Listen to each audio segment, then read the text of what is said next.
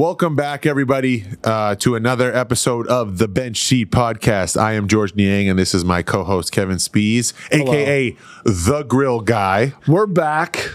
And we don't have a guest this time, so we're kind of going to use this opportunity to, talk freely. We have some topics that, we kind of want to go over, but then we're going to get into kind of our relationship and how we got together.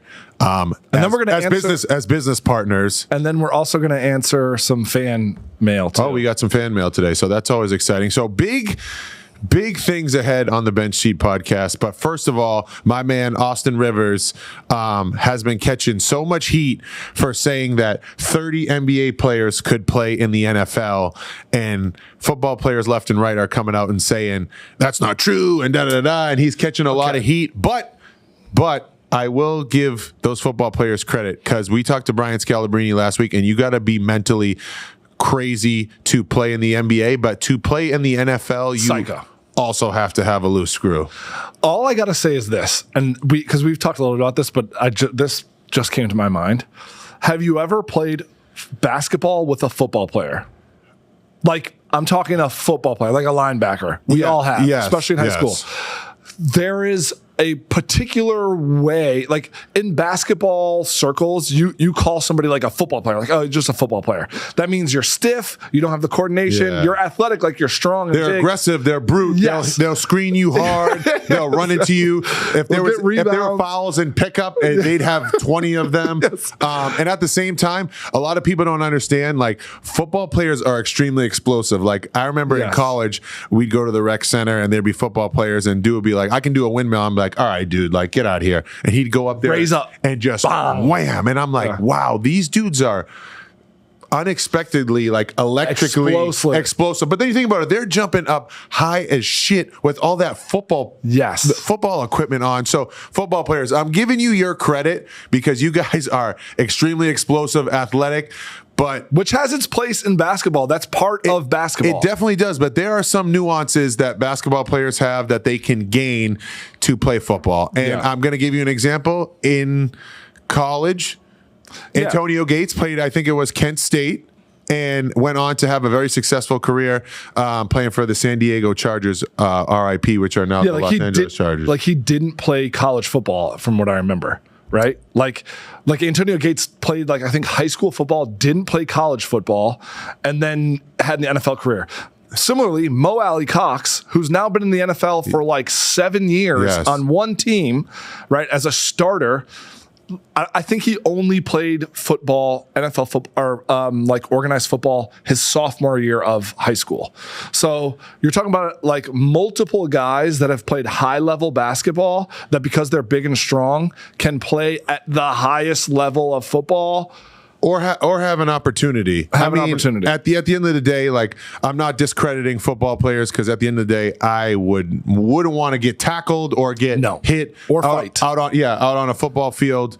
But then you just think about the players that have played basketball and then went on to play football. You have Julius Peppers at UNC. You have Rico Gathers, who played at Baylor. And then had a little stint. I don't know where it was, but at the same time, it's like there are nuances in the game of basketball where physical ability is great, but you also have to be able to think the game. Just like in football, where I'm sure a ton of, basketball players can't really play skilled positions because there's like a dime package, a 9 route. There's all these things that over the course of time take a lot of practice and years of practice to learn to then be good at that NFL level. But I'm just reading off because, my man Austin Rivers was taking a lot of heat. So I got your back. I'm with you. I got your back, bro. There are some, particular instances where basketball players have transitioned to football. I don't know if there's any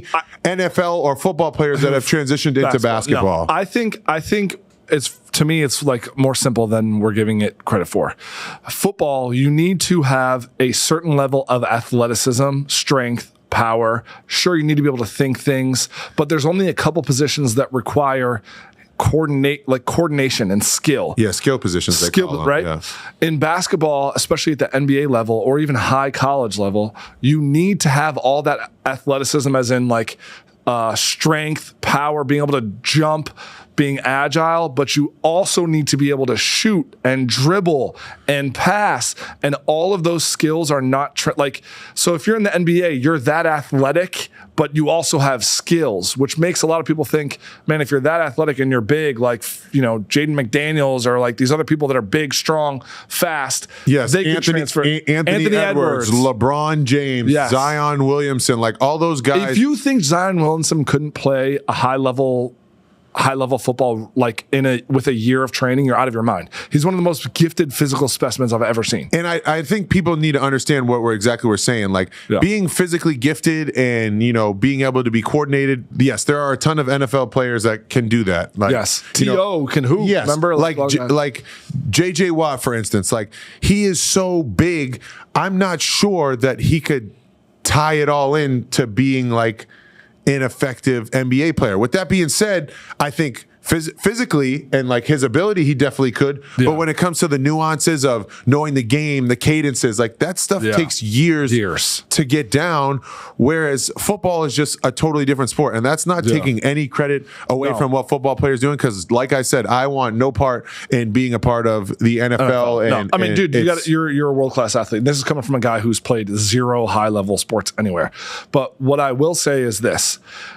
Golf swings and basketball jump shots are one and the same, and that the second you meet an adult who's learning how to do that motion, you can tell right away that they're learning how to do that motion. Meaning, like, if you didn't grow up shooting a basketball, the second a basketball player sees you shoot a basketball, it is apparent that you are learning the game. Right. It's like a golf swing. Yeah. It is apparent. It's like, and you may think it looks good, but dude, at the end of the day, my joint's sweet, yo.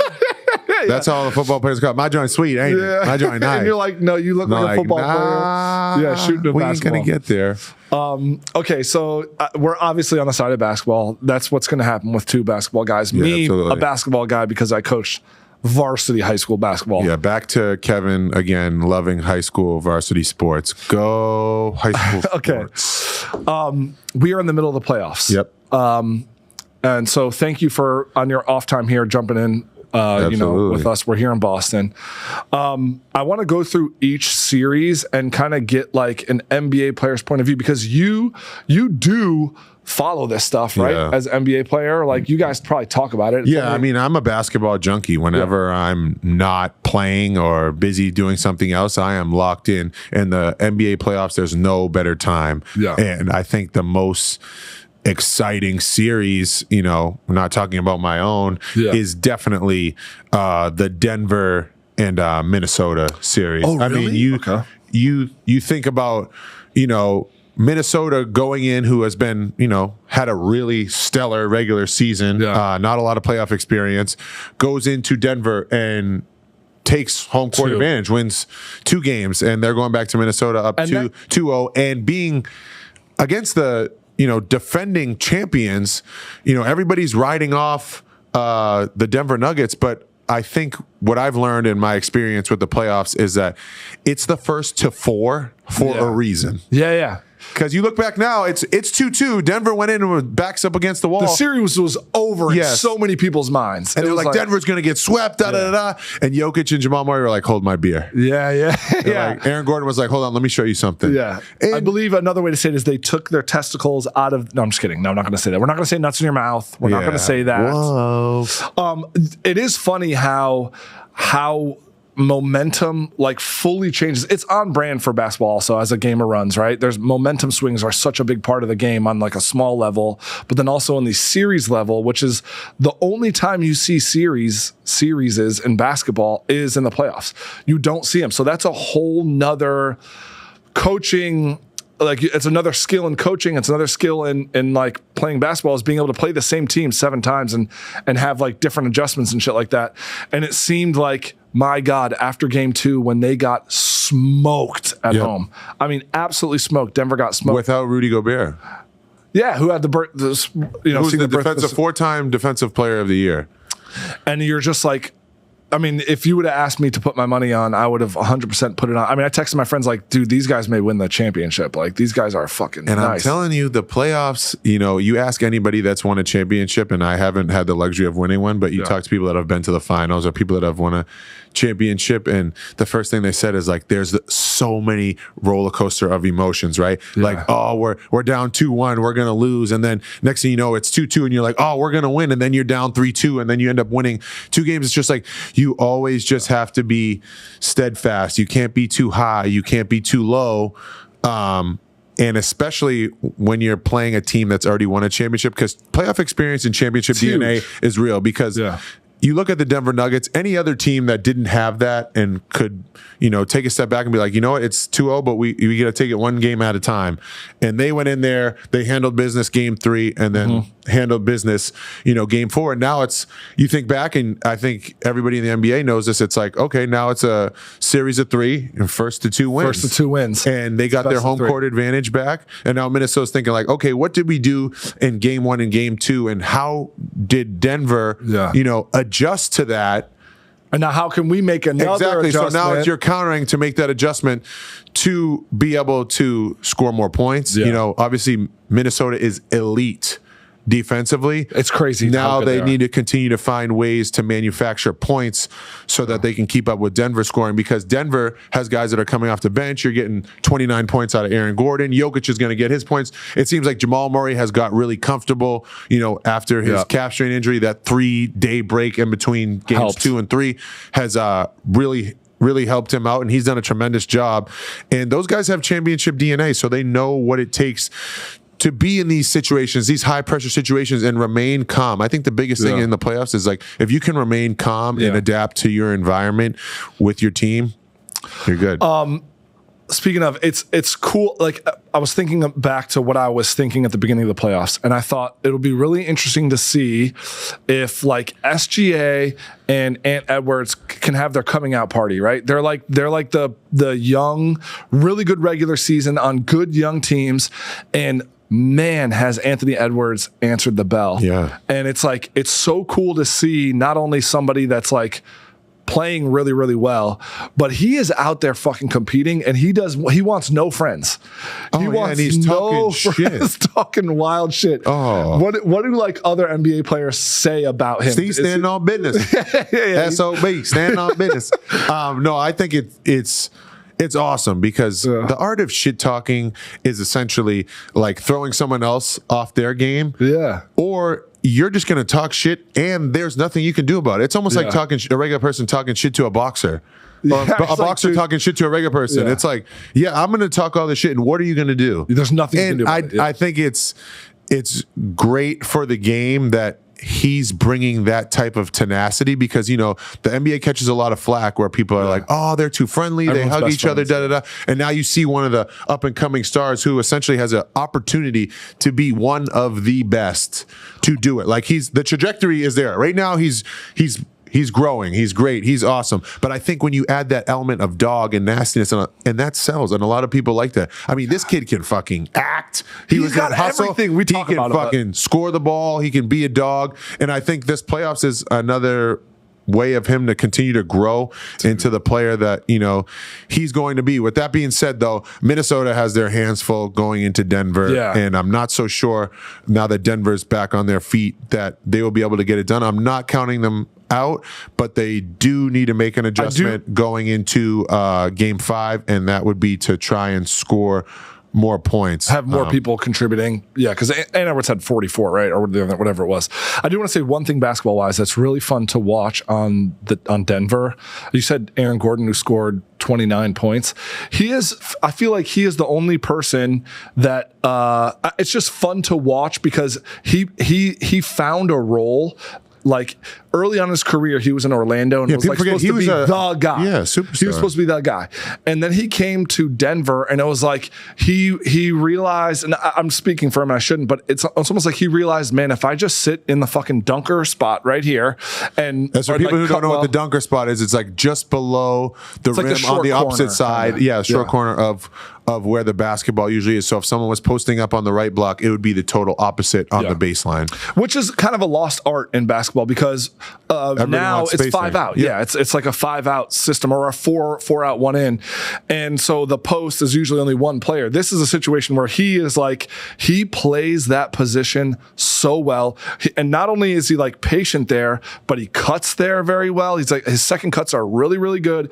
And he is a fucking finisher. He finishes baskets. High above the rim. So it's cool to see a guy that went from being this almost like he was meant lottery to be this pick, and like max player. Yeah, and like I'm ball dominant, and he's like, you know what? He found his role, and he's fucking. Yeah, this is going to help me win, and then he won. And he's going to get paid again. He's going to have another contract. No, 100%. At the end of the day, people want to pay people that are going to help their teams win. At the end of the day, your team wins. You get, one of my shout out, a Methuen friend of mine, Calvin Cater, UFC. I don't know what weight he's at, but he said, he's a UFC guy. Yeah, he said, in an interview, he was just like, that championship money is better. That championship attention is better. That all that other stuff is just so much better. And Aaron Gordon's situation, and then we can move on to the next series, kind of reminds me of when Tom Brady was on a podcast and he was saying, sports, it's never about you. Like, yes, can you get to the finish line? That's great that you can get there. But in sports, especially team sports,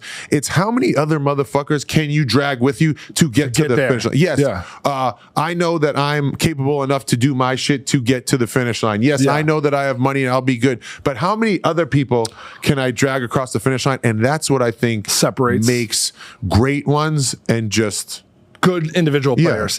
Yeah, you look at the best ones and it's like LeBron did that for 10 fucking years. Yeah. Kobe did that. MJ did that. Maybe people debate that a little bit, but whatever. We're not here. We're not here to do that. Men lie, women lie, numbers don't lie. Yeah. Okay. Next. To me, my favorite series that I've been watching has been OKC and Dallas. Yes.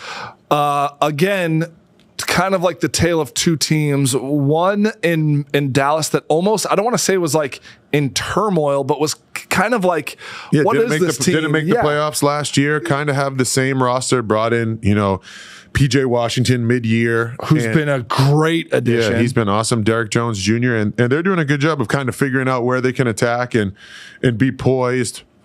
And figure some things out, especially on the offensive end. I think with those two guys, PJ Washington and Derek Jones Jr., you have your defense out there, and then you have your primary ball handlers in Kyrie and Luka. But Luka's become a better defender too. It seems like has really bought in on the defensive end too. I think they've done a tremendous job. Their series is tied up at the moment, and it's a great brand of basketball.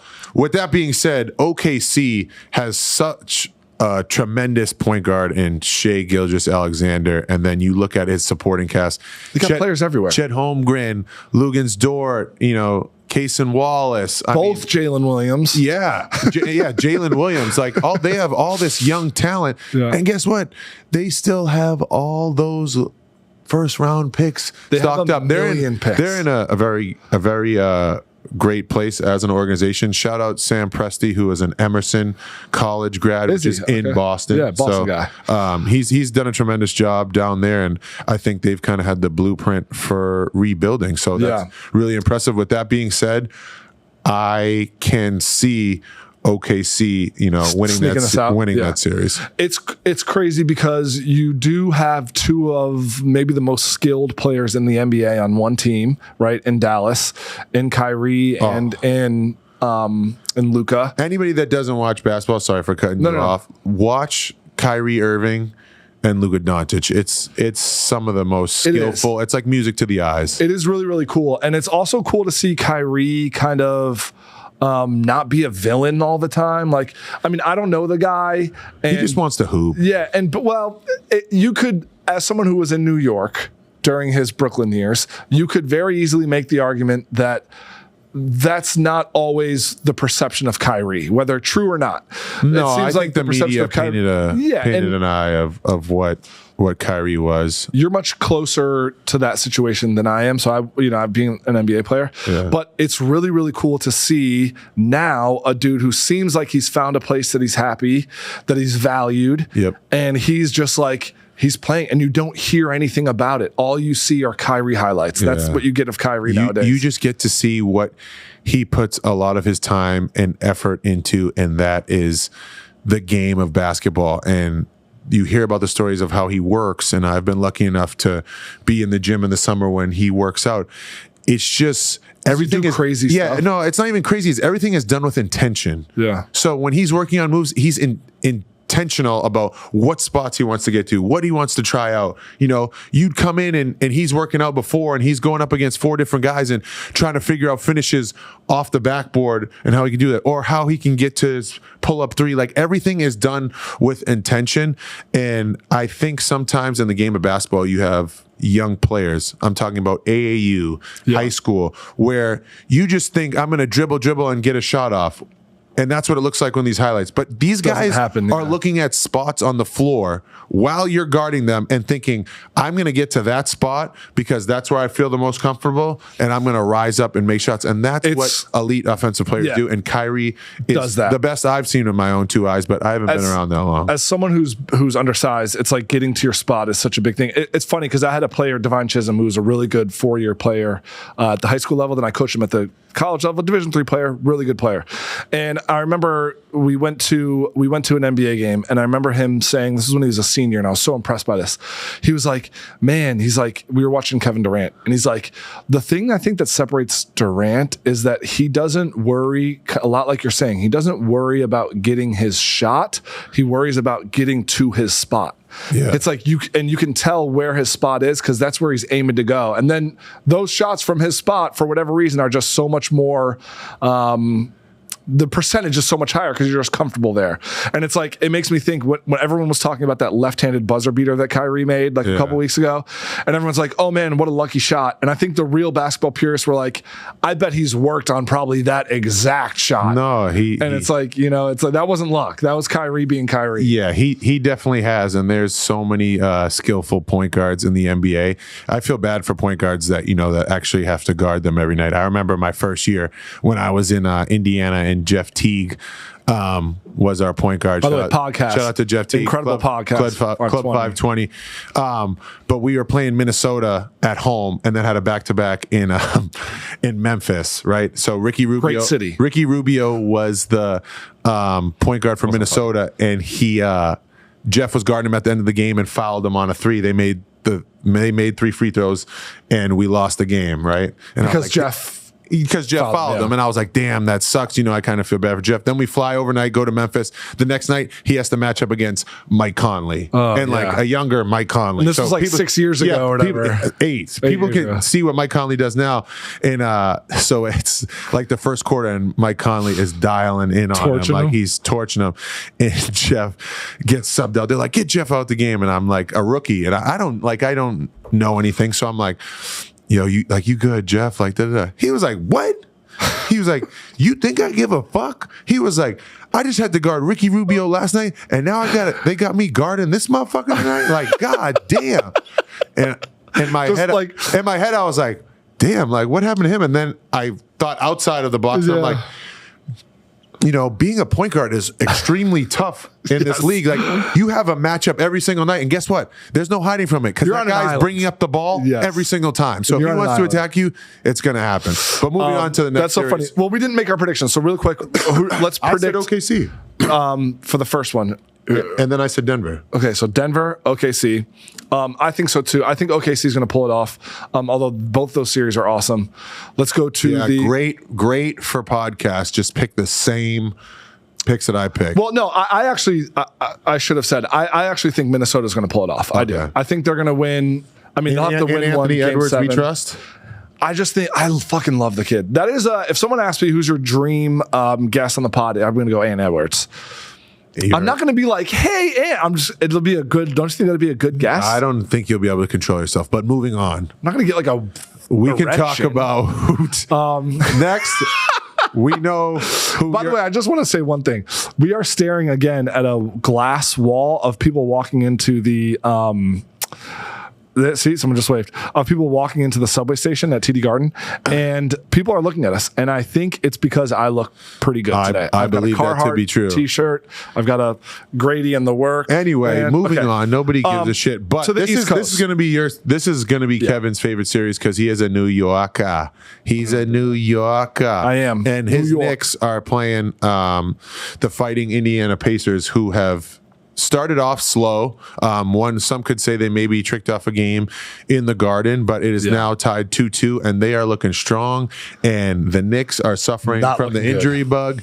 And in my mind, I'm just going to be blunt about this, and we don't really need to get into details because it's essentially defense versus offense. New York does a great job of controlling the pace, playing defense, and Indiana loves to play fast and score. And I think the Knicks are going to run out of gas. They've had a lot of injuries. Guys have played a lot of minutes throughout the whole year, and I just think the Indiana Pacers, Tyrese Halliburton is finding his rhythm, and I think also your boy, so you're slightly biased because Tyrese is one of your best friends in the world. Yeah, By the way, shout out to you, Reese. I think he is one of the, like, people ask who's like the nicest guest. Yeah, you're going to say this, Tyrese. And then you're going to be like, I hope you fucking lose to the Knicks. No, I don't hope he loses at all. I first off, let me finish my statement, which was that I really was impressed by Tyrese as a human being. Yeah. Really nice guy, cool dude, funny, and went out of his way to do our podcast, which was great. We didn't even have to pay him, which was cool. Maybe you paid him, but I didn't. But second off, I agree with you basketball-wise that he is finding his rhythm. I think people, especially the New York media, was like, Tyrese isn't a scorer, make him score. And then he's like, all right, motherfuckers, I'll show you I'm going to be a scorer, dumbass. This series is huge because there's real drama between the Knicks, i.e. Wally Szczerbiak and Tyrese Halliburton. Maybe it was do they go it was pushed in the past, but I think you remember it. Wally Szczerbiak said something about being a fake all-star, and then Tyrese clapped back and Wally apologized. But it's like when you say it, there's no coming back, which I've learned recently joining, the media world. But once you say it, there's no going back on it. You can't put the bullet back on the gun. So say what you mean and mean what you say. Yeah. So I think, first off, I think that the Tibbs plays his players too much talk is a little bit played. I think it's bullshit, in my opinion. I think why the Knicks are gonna lose a series is because there are just not enough people to play, and we're playing people that were the 9th, 10th, 11th who are still doing a good job. Alec Burks, Precious Achiuwa coming in, but at the end of the day, we're missing 4 heavy rotation players. So it's like, I think that's why the Knicks are going to run out, I guess. I say we are like, I'm a fan, like I'm part of the team. I also think Kevin's going to go watch this with like a Knicks tattoo on his chest. No, I'm not. And Brunson's also dealing with injuries too. Yeah. With the foot and stuff. So they've been Warriors all year. They've been Warriors. They've heavy load of minutes. It's been impressive.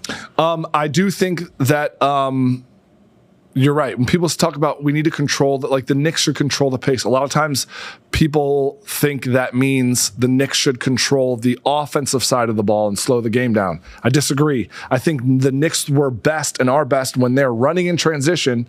Where they need to control the pace is when the Knicks are on the defensive end, especially like game 1 and game 2. You saw a lot of like leak outs, baskets for the Pacers, easy baskets in transition. I think they were like allowing the Pacers guards to like get downhill way too early. TJ McConnell went off. Our boy TJ, friend of the pod. The Pacers bench has been unreal. Obi Toppin and TJ McConnell. Yeah, who's been great. And he is a dog on the defensive end. At the end of game 2, he was like sitting on the bench and people were like, why is this guy on the bench? He should be guarding Brunson. Yeah. Anyway, think Kevin has coached high school sports. He now wants to try and coach in the NBA. So let him give you. Please hire me. No, I don't think I'll ever coach again. I don't think I'm done with it. But anyway, I think that they have I think the Pacers have like 10 guys that can go, and the Knicks have like maybe 7. So I'm going to agree with you on that. Oh.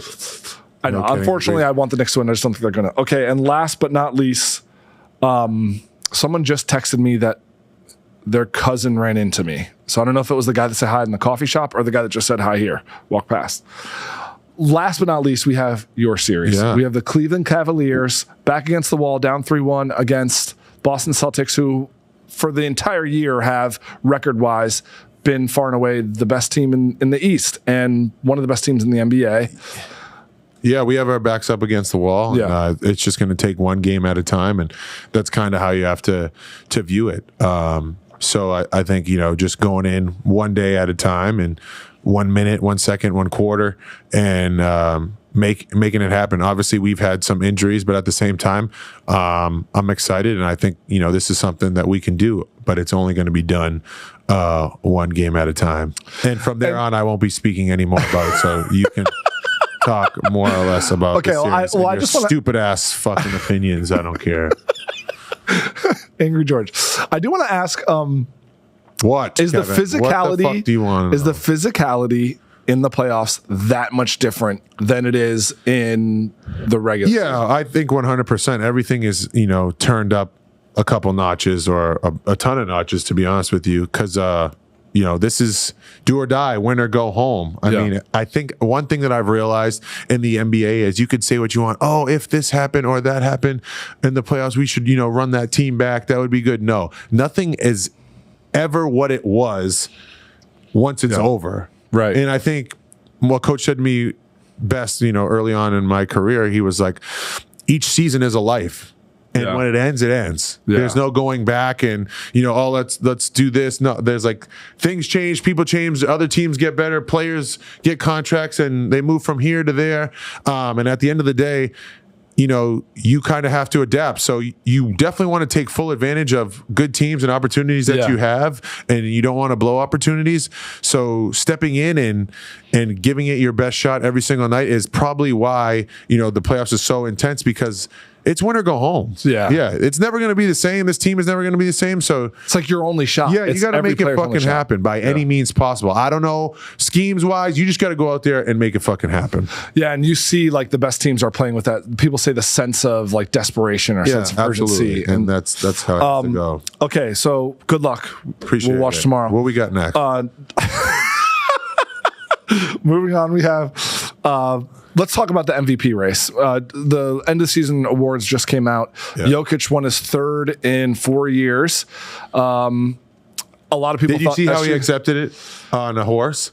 No, I'm kidding. On horse? No, he loves horse racing. I think it's so funny that, one time I had an Uber driver in Philadelphia, and he found out that I played basketball, probably because I was talking too damn much, which I do all the time. Yeah. And he was like, "Oh, look at this picture." And it was like him and Nikola Jokic. He was like, "Well, after he played you guys in Philly against Joel Embiid." Right. The next day they had off, and he drove like 2 hours to go to like horse races. In Philly? Well, it wasn't in Philly if it was an hour out, but you know what I'm saying? Like in Pennsylvania. It's crazy. So is he a gambler or he just likes horses? No, I don't know him personally, but he's funny and he enjoys what he enjoys. And I think that's so awesome that you can play at the highest level and still be human and like the things that you like. I think like it normalizes, the relationship between fan and player. And I think a lot of fans kind of yearn that, connection. What makes it connection. What comes together. But that's why we have a podcast, which is cool. What did you think specifically about his season? And I mean, you obviously don't have a vote. You don't have to say whether he deserved it or not, but did he deserve it or did he not deserve it? I mean, I think you have 2 candidates, that were great. I mean, the fact that he's been doing it for this long and, winning at a high level and still contributing individually.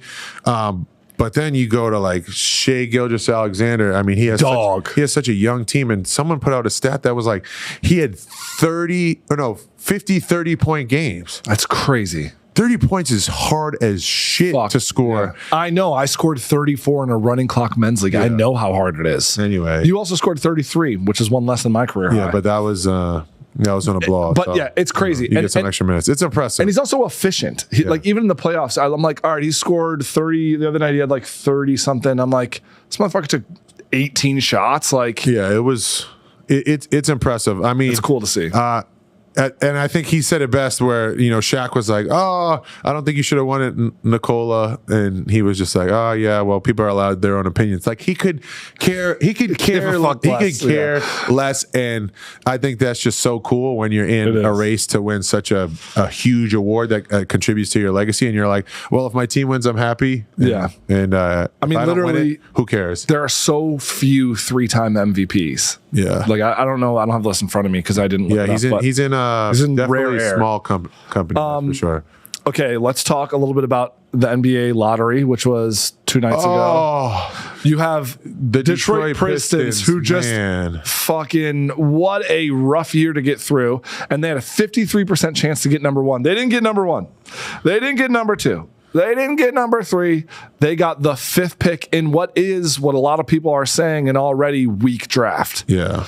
I'm not going to comment on whether I think it's weak or not. I do think Reed Shepherd's a killer, and I think he's going to be a good NBA player. He's my pick. Yeah, I mean, anytime you can shoot the ball, I think that's a really important skill, and not to mention that he is pretty athletic. Yes. For what? What he looks like. Pretty athletic. For what? There we go. For what? You can shoot it. You can dunk. That's impressive. And now, now we're going through the combine. Yeah. Well, I want to ask you a little bit about the draft first, because a lot of people are talking about what Atlanta should do. And so a lot of people are saying like, oh, Atlanta has that first pick. They have DeJounte Murray, who DeJounte Murray, yeah. What did I say? DeJounte? Yeah. DeJounte Murray. It's a soft J, though. So mine was just a little softer than yours. Yeah.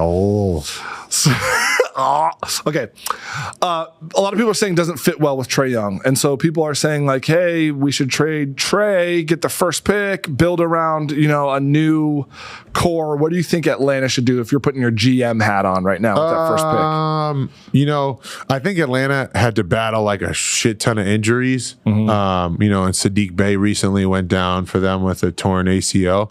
I think they're pretty good in the wing and guard category. John Collins is pretty good. I would assume they'd probably try and go with a front court kind of player or trade it. I mean, I think it's still kind of early on to see, what they would do with that. I don't really know much about this draft. When you're in the playoffs and or in your season, you're not paying attention who's coming in until it's like a couple of days, before the draft.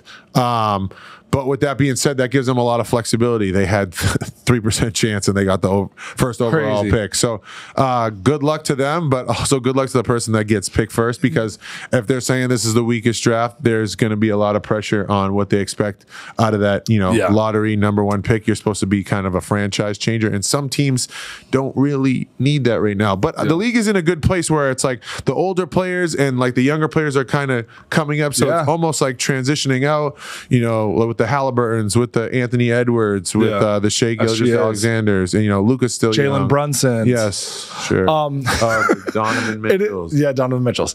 It is cool to see and cool to think about. I forgot what the fuck I was just going to say. I was going to say. And shout out the WNBA who just started getting fucking chartered flights. Okay, first off, I know you guys are loving that leg room. That's awesome. I love to see it because they work freaking hard. I mean, in the summer, it's not easy going into a gym, grinding this thing out, and they've stuck to it and made their points, and they're committed, to continuing to grow the game and make it not just about themselves and make it about the whole brand of the game. And it's been entertaining. I mean, I've been following, for a couple years now, really seriously since the bubble, and it's been impressive. I've got an opportunity to go to a couple games. I even want my mate, Joe Ingles. Did you go with Joe Ingles? Yeah, when I was out in LA last summer.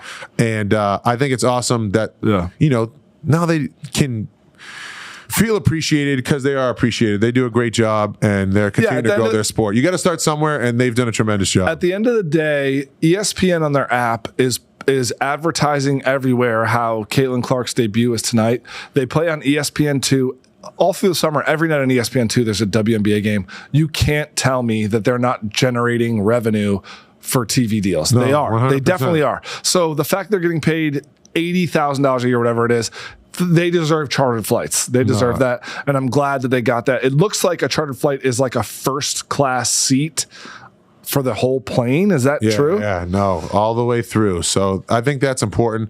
I mean, when you have people that are, continuing to grow the game and are who they are. Do you have assigned seats? No, not assigned I think seats, people just know where you sit. But you sit at the same spot every time. Yeah. And who's the person that sits next to you? Tristan Thompson sits next to me. So you guys are Bash Bros. Yeah, we have some good dialogue. Ain't that right, bro? Do you play cards at all? Like the legendary? Well, I've been known to play some cards. There's some card games that have gotten out of hand. I've witnessed like arguing and shit. No, I've witnessed people lose a lot of money on flights, and you kind of get sick to your stomach, and then you think to yourself as you're driving home, wow, maybe I need to stop playing cards. Did you ever lose big money? What's the most you ever lost? I've lost some money. I don't really talk about stuff like that, but you hear those are like legendary. As fans, you hear about like the flights and the card games after the flights. Like, say you have a game in LA and it's the end of a long road trip. You're getting on a flight that night, flying 5.5 hours, and getting back at like 4 a.m. and you have off the next day probably. Oh, there was a crazy one where we played in Golden State when I was in Philly,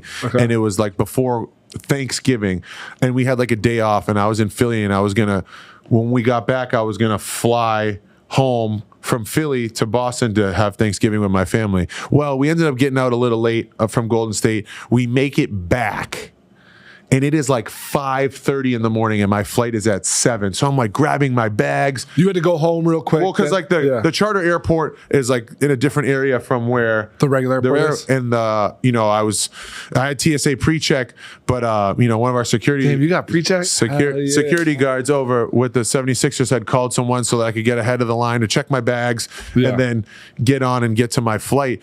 But people don't realize when you're coming from the West Coast to the East Coast, that change in time is crazy. Flight. And then you get off to get on another flight.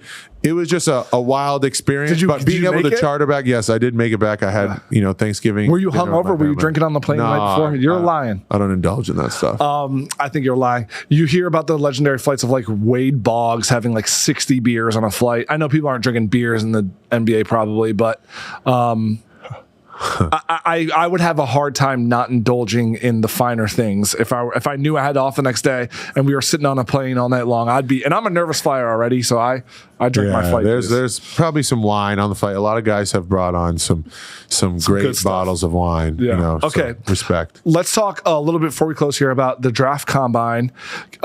First off, what a weird thing.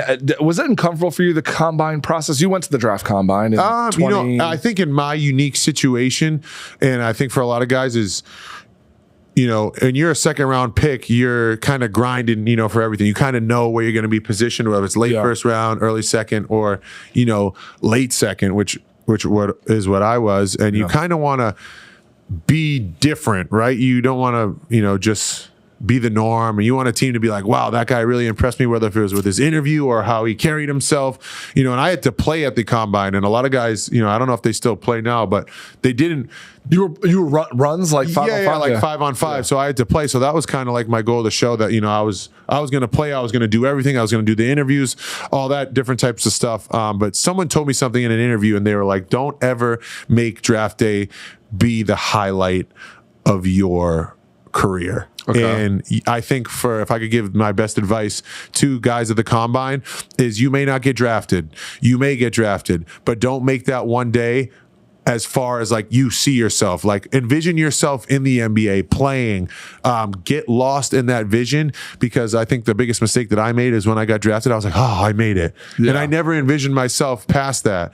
And I think manifestation and seeing yourself in a higher light and where you're going to be, you're the only person that's going to think that. Because if you don't think that, the person next to you or the GM isn't gonna believe in you. So you gotta radiate that confidence. So when I mean, like, if you're a rebounder, go out there and rebound like it's the end of your life, like it's the only thing you know how to do, because all you need is one skill to stick, and all you want to do is stay on the bus. Yeah. You just want to stay as long as you can so that you can continue to get opportunities to hit singles. And then once you become a solidified player, I don't want to say you can relax, but you can kind of hold your hat on. This is what got me here. Yeah. I want to try and grow my game, but at the end of the day, this is what I'm doing. Yes. My best friend's dad, God rest his soul, Maynard Welsh, he always said, he gave us advice when we were graduating high school, and he said, don't ever let your best days be behind you, right? So like always, it's kind of going with what you're saying. I think it's great advice. Always think of like, what's next, and not to not celebrate the things you've gone through and how far you've come. And like, you should celebrate that you're in the draft or whatever, or, you made a cool video of you eating a burger and shaking it, whatever dumb shit I do with my life. That's what you do? That's what I do. I do a lot of breathing noises and like Run Club. Hey guys, we're getting us up here at the Coffee Bean.